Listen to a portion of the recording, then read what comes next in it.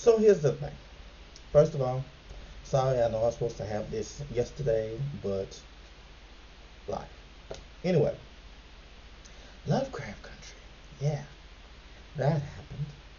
So, normally I do kind of like a list review or just kind of make a big, huge like status, sometimes a blog post, sometimes a little video thing.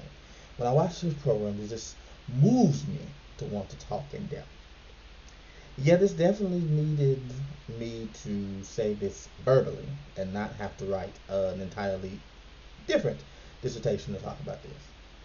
But y'all know I love running my mouth, so I don't know. I'm always thinking about if this is something I kind of want to do, on the side. Just this whole, oh, popular culture stuff. Let's talk about it. Let's spread my feelings. So then maybe this will be something regular. Y'all let me know if this is something by the time I'm done. If this is something that you want to see more of. Anyway, so here's how I've decided to do this. I originally was going to try to go through the episodes, then I remembered there were 10 of them, and that would be like 3 hours of talking, and I'm doing that. So I decided to split this up as the yay, the nay, and the absolutely not. So it's pretty much going to be just that general sort of format of how about the good, the bad, and the what the what. Um, I put this on YouTube so that I could use a little chapters thing because who knows how long it's gonna be, and I wanted to make it so that you could skip around if you needed to. But yeah, so let's talk. All right, I guess I gotta start off with how I first got into the show. When I first saw those previews, honestly, I didn't plan on watching. Like I was looking at this like, I mean, this is cute or whatever, but it ain't just moving me. Like it didn't grab me like say the trailers for Get Out or the trailers for Us or even the trailers for Candyman. Um, and I bring those up because of course, like most people, the name that I recognized when I looked at the trailer thing was Jordan Peele. So like, oh, okay, it's gonna be the next thing he does, but not really feeling it. Then plus the fact it was on HBO, I was like, I ain't got HBO. But the stars aligned. Shout out to my best friend for making sure I had an HBO Max subscription. The stars aligned and I got HBO, and I started seeing a lot of that feedback from the first episode that I was talking about was like, oh my god, it's so great. It's so good. You gotta watch it. So I was like, well, I got an HBO Max subscription now. Let's see what this is about. Which brings me kind of to my first thing. Like that first episode, wow. They really that was a pilot. Like, yo, that was really, really good. And they like really kind of set the bar really high, I think, with that first episode because it was so, just great. I mean, it had the magical stuff, it had all the horrific stuff, the real world horror and the kind of like fantasy, like traditional type of horror thing. It amped up at like a cool pace. It was good. It was really good. Like really really great start. And I really really liked how it took the time to really kind of address a number of different things. And honestly, I think that's probably one of the strengths I think that this series has is that it dedicates itself a lot to trying to educate. Sometimes to its detriment, and we'll talk about that in a minute. But I think that it did a good job of at least trying to start some conversations in its own kind of way. Like I really enjoyed how they brought up the whole thing. It's like, hey, you love this book series that's by a racist. How do you feel about that? Because that's a thing. A lot of us love stuff that's by people who are extraordinarily problematic, and you kind of have to wrestle with that. You have to make that decision as to whether or not their BS is enough to turn you off, or if their BS is something you can get around. And if you make the decision that their BS is something you can get around, then you also got to deal with the fact that people are gonna look at you kind of side-eyed because you're accepting their BS. And honestly, that kind of fits with the show too. How much of the BS that they did would you be willing to put up with just to get to the good parts, the stuff that they did, the horror that they did present, the fact that I think somebody brought up that they learned more about the Tulsa massacre from this and Watchmen than they've ever learned probably about any other, racial atrocity in ever.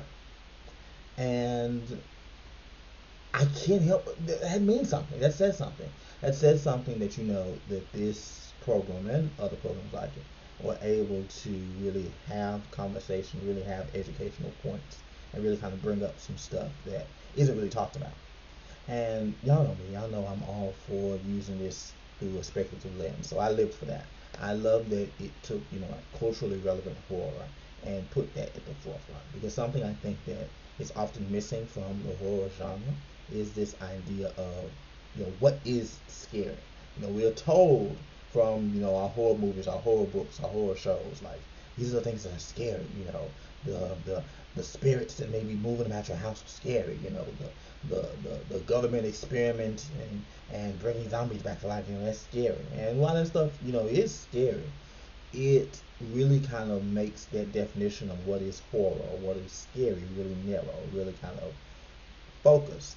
And I like that you have creators like Jordan Peele, like Misha Green, like Rusty Candide, all these people, um, who are able to say like, yeah, that stuff may be scary, but this is scary as well.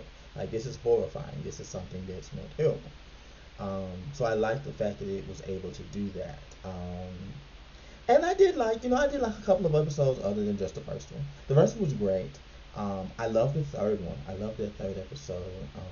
Even though I think that was when we really started to see that this is kind of like a fake anthology series. Like it's not following a linear narrative. It's just going sort of, oh well, here's here's this person's story, and that person's story, and then that person's story. I think especially when we got to that third episode, and it really kind of focused in on Letty, pioneering in the haunted house. Um, it showed that this was not going to follow a regular type of story thread, but I enjoyed the fact that one, it felt like something that could stand on its own. Like I would watch that movie, and two, like there's just really something powerful about the that climax of that episode where Letty is telling those black peoples who have been brutalized, who have been tortured, who have been experimented on, telling them that you are not dead yet. You can still fight, and saying their names, speaking them back into existence, and allowing them the opportunity not just to get revenge or what have you on the man who did this to them, but also healing them. That's powerful. Like, and I have to give them that. I have to get if I can't give them too many things, I have to give them that. Like that episode. Episode is honestly probably my favorite. The first one was great, but just I don't know. It was something about that scene about Lady summoning those people, and and like giving them the space to heal themselves. Like that I still can't watch that without like feeling things. So yeah, I like the third episode. I love the sixth episode too. Oh, give Jamie Chung all of the things because Gia Gia's story was good. That was really really good. I watched that movie too. And I think that's kind of the thing. Like the best episodes were the ones that could stand on their own. Like the ones that were dealing with the plot, with the whole like overarching narrative. They're like, okay, whatever. Um, but yeah, I like that one. Let me see. Anything else I like? Stuff that I really enjoyed. Hippo Glider. I already love Anjanou Ellis. Like I already rock with Anjanou Ellis. Mississippi Sister. Like I'm here for Miss Ellis. From going all the way back to freaking Undercover Brother when she was playing Sister Girl. Google it. Like up into through the Book of Negroes, through just recently when she was doing the Flock Sisters movie, like all of these things that she has been a part of, all of these great roles that she has played. She is a really great actress. I really enjoy seeing her in programs, and this one I it was another one of her just perfect, wonderful roles. The only thing that I think the only reason why I don't list Hippolyta's episodes as like the tip top one of my favorites is that it wasn't enough. Like it wasn't enough. Like the one where the parts that she was involved in when she was like dealing with Garnet. That wasn't Garnet. I don't know what the kid's name was, but dealing with her and like traveling throughout these different dimensions. All of that whole episode, and then even when she came back. Like she came back, she hooked herself up, she named herself a mother and a motherboard. And, she went Super Saiyan Blue and Hipboard. Loved every bit of it. Hippolyta, Aunjanue Ellis, love me. Yes, love it. Yeah, I feel like that was well. I guess Hippolyta does also kind of lead into something else that I enjoy. Again, y'all know me. Y'all know this is what I do. That's the realm of Afrofuturism, Black speculative fiction. Is everything that I get into. Um, I just kind of I've seen already a lot of people talking about Lovecraft Country as just this Afrofuturist dream, and Hippolyta, yeah. The rest of it,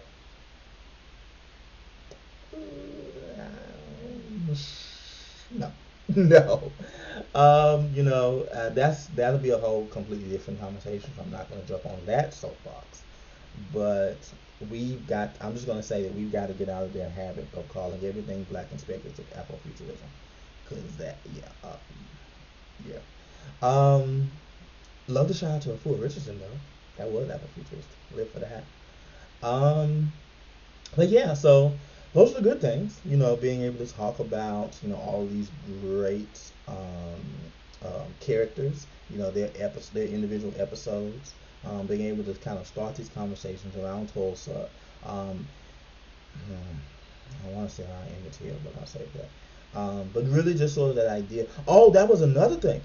In the third episode, where they brought up that, Martin Luther King Jr.'s name had changed. I didn't know that. I had to pause the episode and go back and Google it.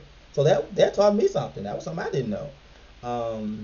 So stuff like that. That was good.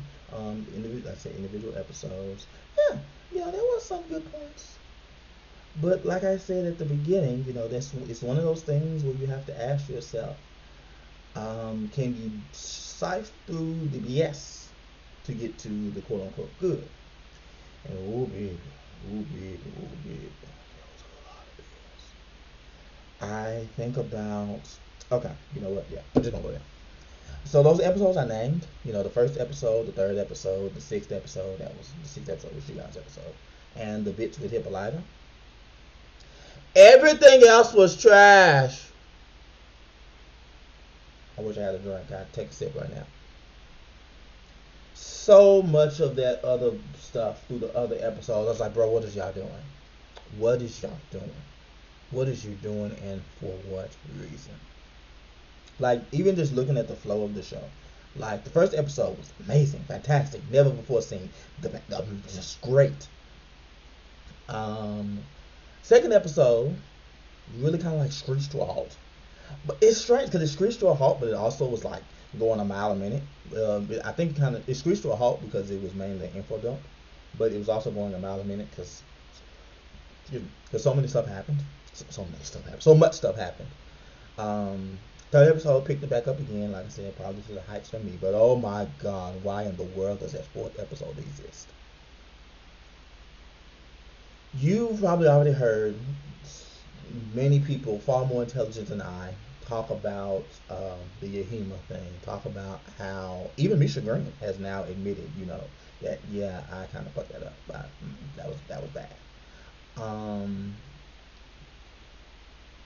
Yeah, I don't know why that existed. I don't know why that in that episode. Well, I know why narratively. I know why in the plot that episode existed, but I don't. I don't understand the reasoning. Like, what was the reason for you to introduce this character?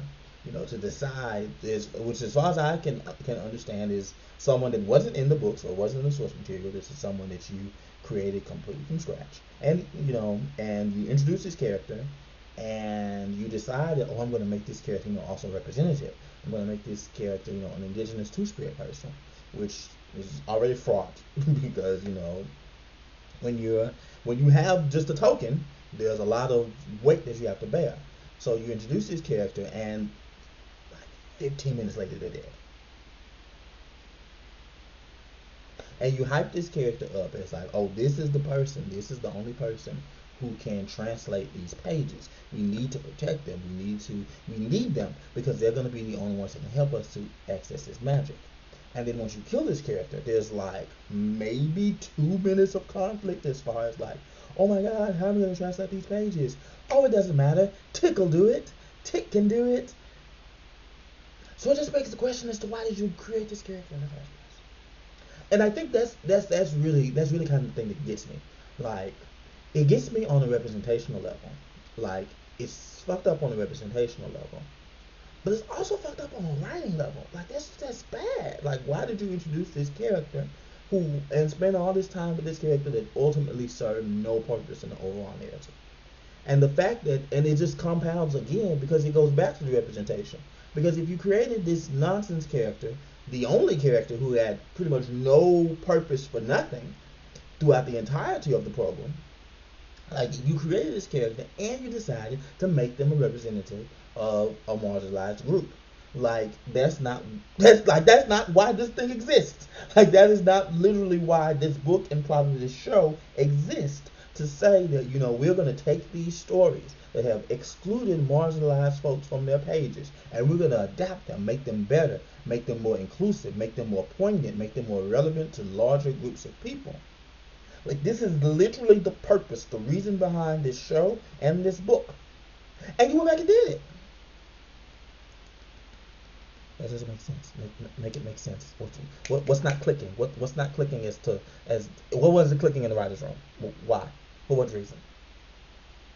And it honestly kind of bothers me quite a bit. It honestly kind of bothers me quite a bit. And you know what? I said I was going to do bad and ugly, or the nay and the absolutely not. All of this is going in together because it just hit me. It really bugs me because I think about Montrose's character. I think about the fact that Montrose, is the one who ended up murdering Yahima. And I think about what Misha Green said was her reasoning is, I want to show that the oppressed can become an oppressor. We already knew that. We already knew that. The moment that we understood that Montrose was queer, which we kind of already got those inklings earlier in that episode anyway. The moment that we knew that, and honestly, people had peeped that back when like the second episode had played. So we already had this idea that Montrose was queer, and when we already had that idea, when knowing what we know about his character, knowing that we know that his character was abusive to Tick, we already have this idea that the oppressed can be an oppressor. So I kind of just asked the question, okay, why do we need this extra? Like, why do we need another layer of this? Like, if you say this is the reason that you created this, we already have that. Your writing already did that. So why? For what? And what really just kind of messes me up so much, what just drives me up a wall, which just makes blood vessels just flames on the sides of my face. Anyway, what really gets me is that by having Montrose murder Yahima and never really addressing that. Yes, we saw Tick beat Montrose up for a little while. Okay, fine. But immediately after that, we see Montrose have sex with his lover. And a little bit after that, we get to see him sort of like, get this redemption. I accept myself. I am now a part of the community. Not all the way, but I'm enough to, show affection toward my love. Like, we get this kind of redemption moment from Montrose. But we never really reckoned with the fact that he murdered somebody in cold blood. And yes, I know all the people like to say, "Oh, well, he was trying to protect his son, and he was scared." And some people even say, "Well, he was angry because Yahima reminded him of who he was." And because even if those things were the case, any one of those things, narratively, a good narratively, it would have made sense for us to address that. Without that piece of Montrose showing any sort of remorse, without that piece of us addressing the fact that, hey, you murdered somebody, you kill somebody who has spent their entire life being brutalized, without that being addressed in the story, it feels as if that's okay. We excuse that.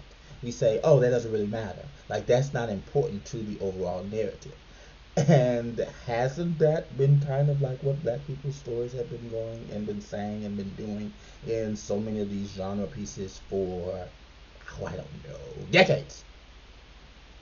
So once again, we get back to the thing of, why are you repurposing the same sort of atrocities that led you to create this product in the first place on other people? In a nutshell, you are no. In a nutshell, you are showing this idea that, oh, the oppressed can become an oppressor, because look at this. Wow.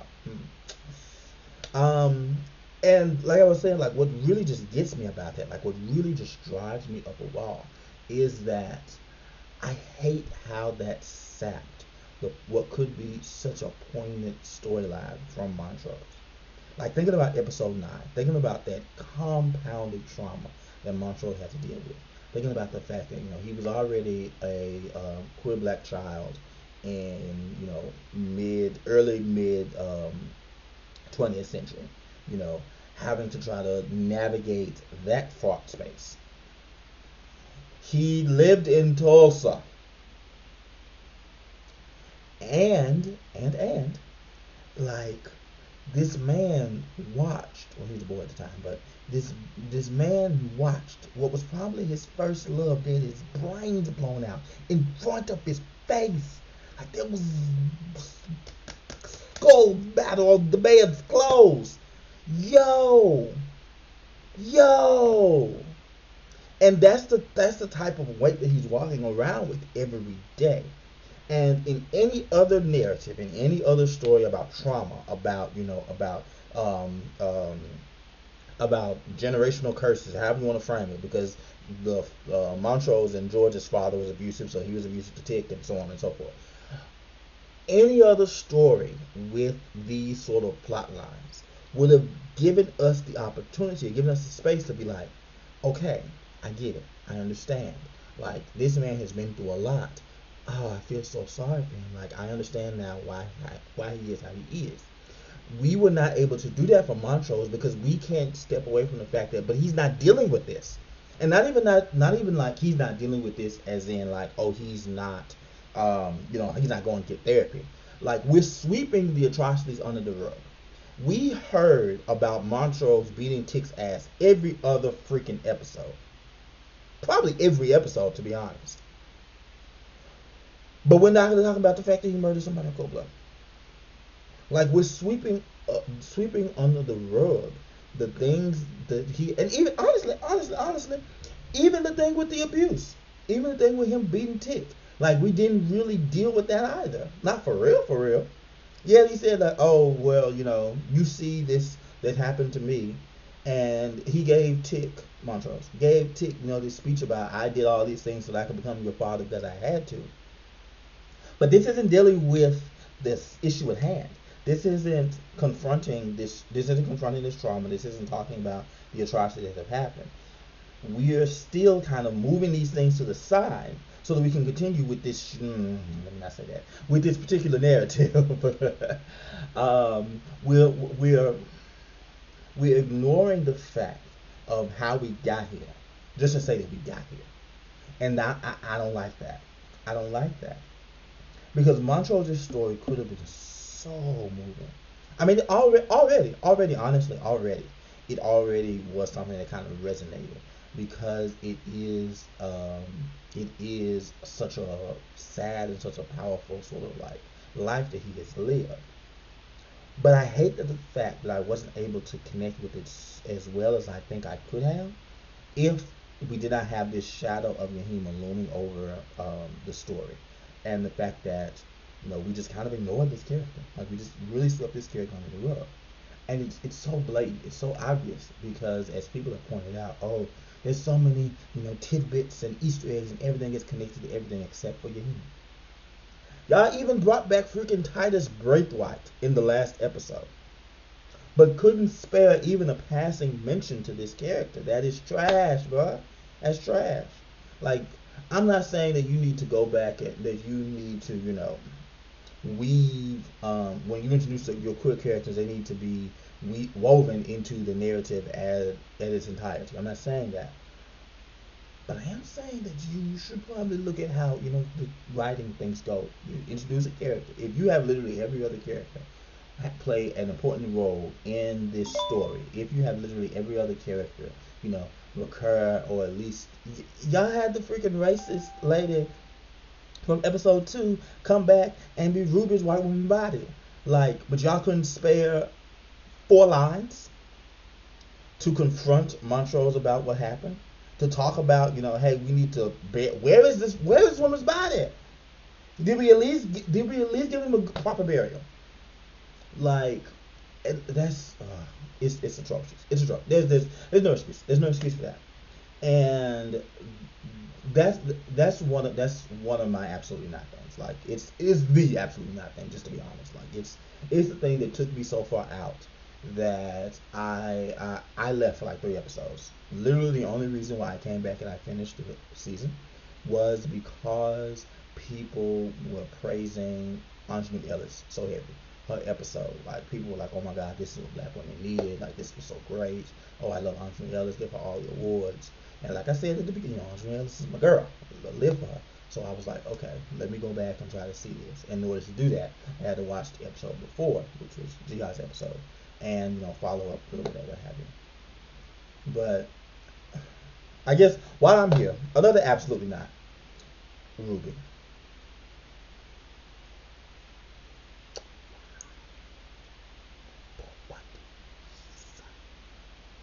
And see, this is another. I think this is another one of those things where you have that where you introduce characters, you introduce representation, but it's not thought through. Nobody, no. I mean, I understand. I know that we have all been binging these 90s shows, so we may be a bit desensitized to clear colorism in our shows and in our media, because that's the thing. That's the thing that a lot of people kind of sweep under the rug. All the colorism in a lot of these black programs. But nobody thought that that was kind of iffy to have the one. Well, I guess you can count Andre Ellis as well, but the darkest, and the darkest and probably the fattest of these characters, the dark-skinned fat woman, to be a pseudo villain. Nobody thought that was and to kill her off screen. Nobody thought, hey, it's kind of messed up. Or maybe we shouldn't do that. Even Ruby's like great decision was off screen. The thing that she got quote unquote killed for was off screen. Like, we didn't see her decide to make the right choice and try to help the protagonist. Hey, how did Ruby so wrong? That was just wrong. It was wrong. It was wrong. It was wrong. Like, turning her into that mediocre white woman. I mean, and I guess maybe that's part of the message, the fact that that she is who she is, and she had to sort of shrink in order to be a higher sort of social standard. She had to shrink herself into this mediocre white woman. I guess maybe that's part of the lesson or what have you. But I hated that. Oh, I hated that. Oh, I hated that. Like, honestly, if we were going to go for a I want to assimilate into white society sort of narrative, it really probably would have made a lot more sense if the actress that plays Ruby, I can't remember her name right now, I'm sorry, and Journey Smollett had switched, because that would have made a lot. To me, at least, it would have made a lot more sense for that to be, part of that narrative for someone who seems to be mixed race. I think Letty was supposed to be mixed race. I think that's what they were hinting at when they talked about their parentage. I think that's kind of what they were hitting at. But it would have made sense. Because, that's something that we see fairly often, so like it kind of taps into some of those tropes. Um, I just I don't like how that was the way that they decided to approach Ruby's character. The idea like, oh, I need to be white to move ahead. And every time it felt like they wrapped that up, every time it felt like, oh, okay, they're moving past this, he's like backtrack back into it, which I guess, I don't know. Maybe that's also supposed to say something. Maybe that's supposed to say that, you're never truly, like, decolonization is a constant process. Maybe that's part of it. I don't know. But I didn't like how they moved her character. I didn't like that how turned into that mediocre white woman. I didn't like that they had her dating Christine Ilium. What, Williamina, Christine Ilium, Christina and William, and Christina and William, yeah, together. I don't know. Anyway, I didn't like that. I didn't like that that um, they did that with that character. I think they could have. They honestly, they probably could have, should have, just like switched the actresses, let them, play these roles. If you really wanted to sort of to challenge the norms and really kind of stick it to Lovecraft, that would have been the best way to do it. So those are the absolutely not, absolutely not, absolutely not. So nays. Let me step back a bit. Like I said, most of the other episodes, I'm particularly like that with the running theme of Emmett Till, the running Emmett Till storyline. Um, hmm, let's see. Like I said earlier, from Mississippi, where I grew up. Where I've seen the place. I've seen Money, Mississippi. Like it's not far. Um, so I'm trying not to, not to bring in any like a lot of bias, but that it rung foul, and not weaving him into the storyline. Actually that was kind of smart. I actually like that idea. It was like the humanization of this character. I actually like that. I think that was something that it reminds me of what happened with what's that movie with Michael B. Jordan, Fruitvale Station. It reminds me of Fruitvale Station, where we oftentimes sort of minimize these people, real people, to the moment of their murders, to the moment where they became a hashtag or like a movement, or what have you, and we don't talk about them as people. That was what I really loved most about Fruitvale Station, was that we saw, I think it was Oscar Grant, or whatever his name, but we saw him as a person, and I like that we saw Emmett Till as a person, as a kid, having fun with his friends. I like that. And I wasn't even really too mad at them, including the funeral as a part of like the thing, particularly something that kind of set D off. I didn't mind that either, because if you kind of have to, at least address it. What I did not like, and what I'm still wondering why they did this.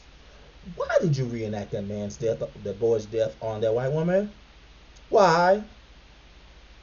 Again, I understand narratively that narratively this was supposed to be like, oh, this is her testing her invulnerability. This is her, like seeing that she can withstand all this sort of stuff.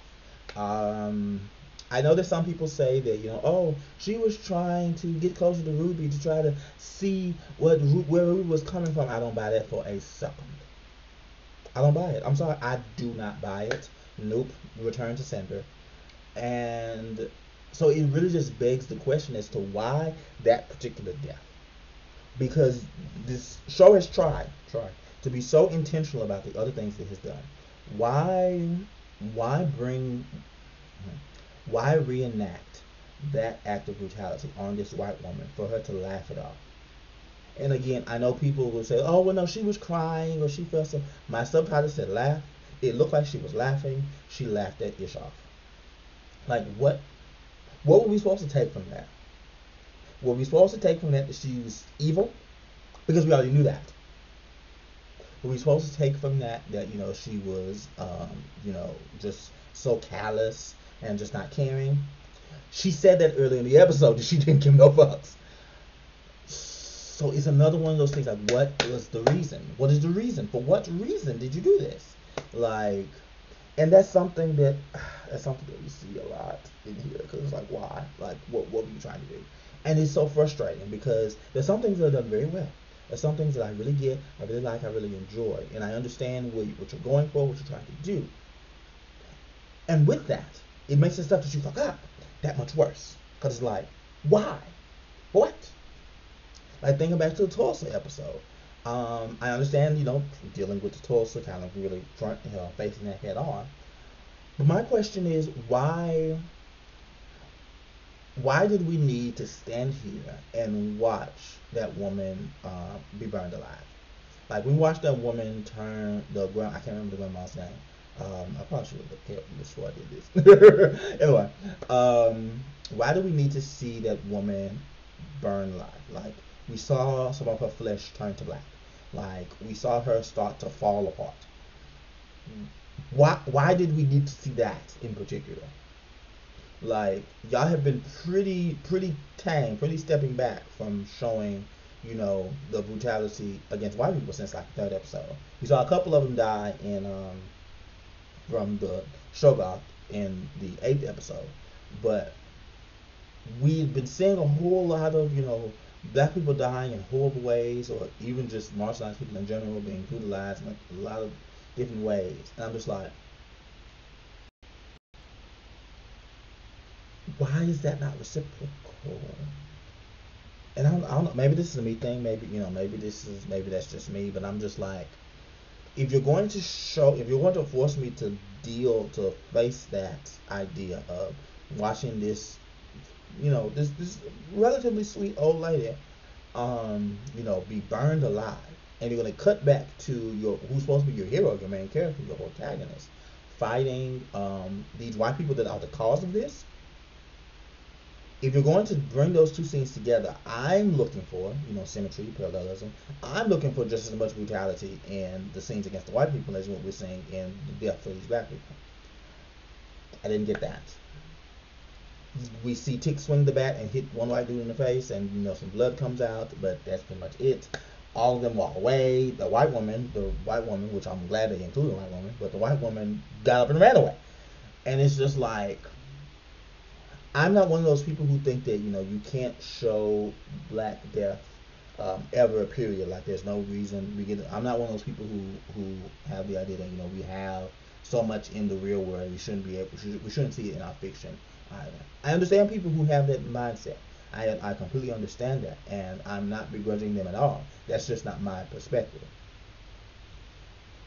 But stuff like that makes me kind of lean more to that side because it's like, why? Like, if you're going to brutalize, you're going to kill somebody, you're going to have them, being burned alive on the screen. Like, there has to be a reason.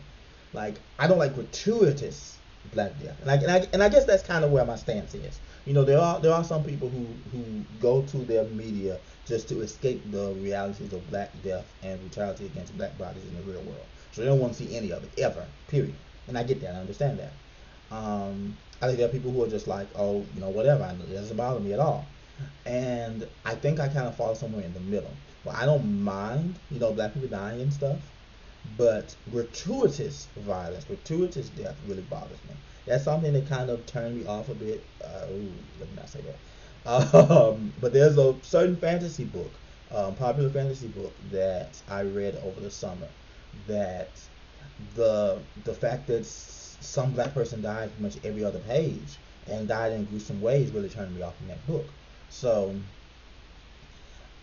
for me, the gratuitous death is just what kind of throws me off, because I don't mind people dying, but I feel like there needs to be it has to serve some sort of purpose, because there is that larger societal pressure that comes behind it, and it's unfair. It's not right. It's not. I understand. It's not. But it is what it is. And my perspective really just is like, if you're going to run the risk, because by this point in time, you have to know that some people are going to be turned off by you killing black people on the screen. Like, hell, Jordan Peele is in the producing room, and he changed the entire ending of Get Out because he knew that black folks weren't gonna want to see this man get pretty much his life ruined at the end of the film. So I know that you know that there is a large sector of people who are like, I'm not trying to deal with Black Death in my media and in real life. So if you know this going in, my question is, if you're going to take that risk, why did you take it? Risk doesn't have to be calculated. You're not just doing stuff just for the hell of it. At least you shouldn't be. So and that's the one that's most vivid in my mind, but it's not the only instance I feel like of black people being soldiers like brutalized, probably really for no reason, on this screen. Excuse me. Like yeah. So issue, many issues, and the last thing I kind of want to hit on, um, which is really kind of in the middle of a nay and absolutely not, is the finale. It ended. I kind of knew that the ending was going to be like really, really satisfying, um, because most of the show wasn't really satisfying. Just being honest. But I still watched it, and there was some good points. Like I liked that Gia came back. I liked that Tick apologized to Gia because he never should have cussed out like that. Hippolyta, like I said, is always great.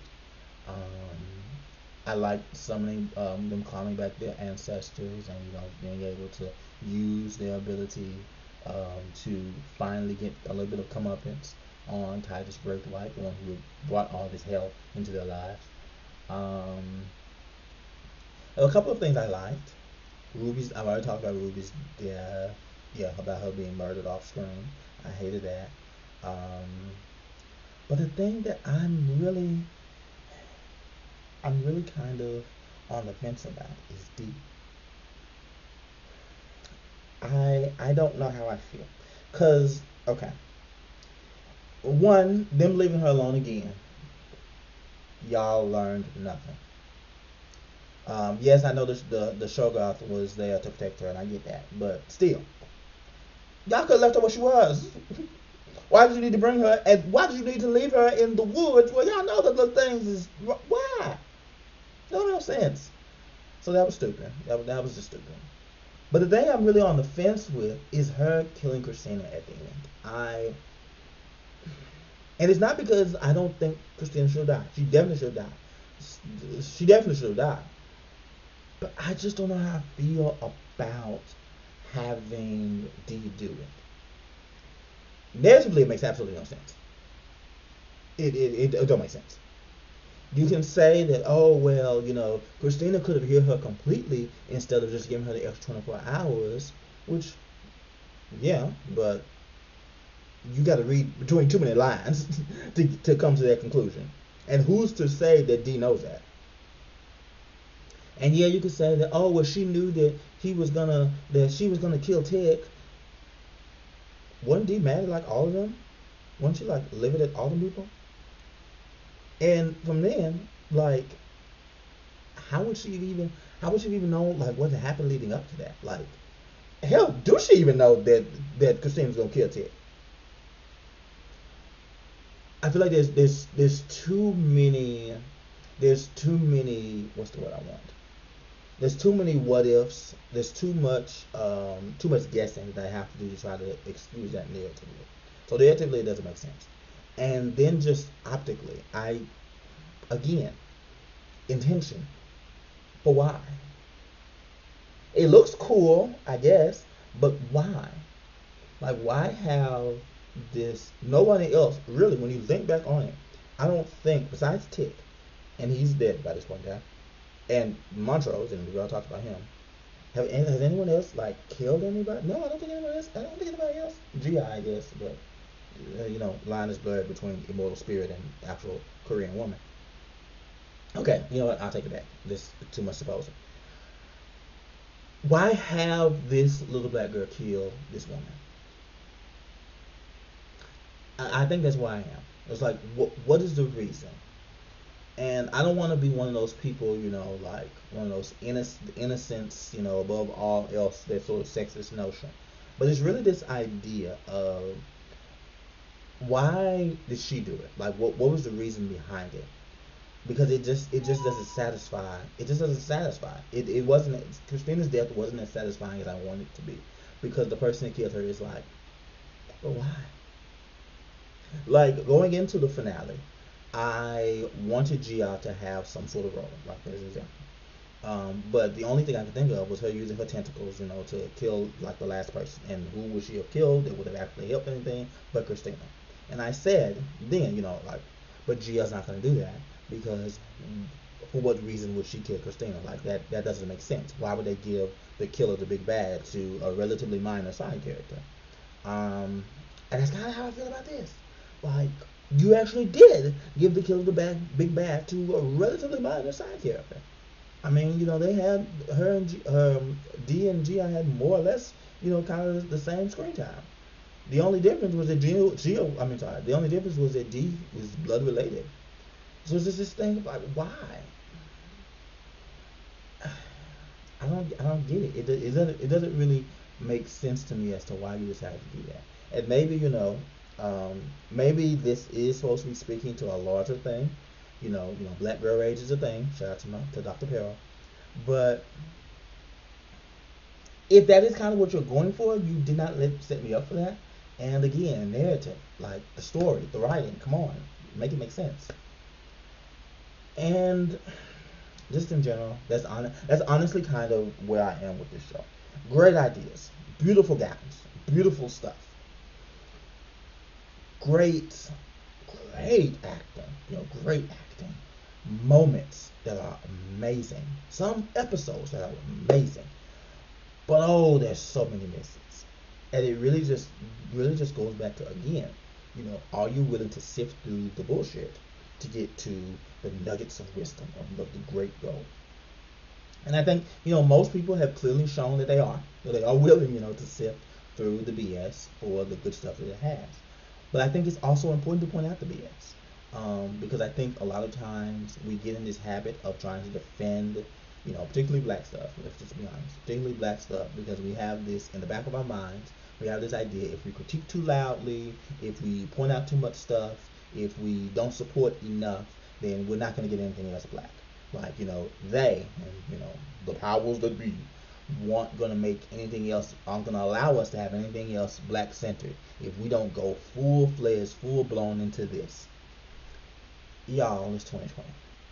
We don't need a that. Like, yes, it's nice. It's nice to be able to turn on to HBO Max and see this program and be like, oh, okay, this is cool. Like, this is on a mainstream sort of thing. It's nice to have. But there are so many ways you can create amazing content without having to go through these traditional routes. It's so many, like, I've subscribed to so many different mailing lists of different streaming services or YouTube channels or whatever have you that create great content that, don't have to go through the powers that be and that we can give critique to. Like, honestly, I'd be less inclined to critique them because they're just starting off. Like, but this is a project that has, what, multi-million-dollar filmmakers, writers, and stuff behind it. This is something that's on HBO that's made all of this money. It's been around for so many years. They can take it. They can take it. They can take the critique, and if they decide that they want to do better, they can. They have the money, they have the resources to do so. So yes, give them those critiques. We need to get in the place where we recognize that criticism is not always cancellation. And I think that Lovecraft Country, though it did do a bunch of great things, also did a bunch of bullshit things. And it deserves to be called out for those bullshit things. Not to be like, oh, Misha Green, never make another program ever. I ain't gonna go that far. But I think it is important for us to recognize that, hey, pointing out issues and flaws has a purpose. Because as creatives, we don't know all. We make mistakes. There are things we can make better. And I think that being able to point out these mistakes, these missteps, these flaws is important for that creative process. I mean, we literally have an example of how the critique forced the creator to sit back and address some of the missteps they made with the whole Yahima thing.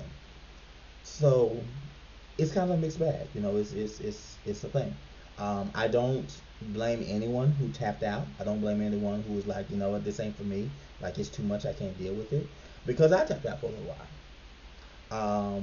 And I also don't blame the people who are in love with it, because for many people, this may be the first time they heard of the Tulsa Massacre. This may be some people's first time hearing of Emmett Till, and I'm never going to say that that's a bad thing.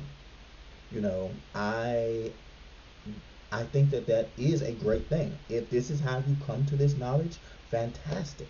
Don't let this be the end. Like continue, move forward, keep getting it. You know, now that you've been introduced to this, you know, gain you some more knowledge. Look at some other stuff, read some other stuff, watch some other stuff.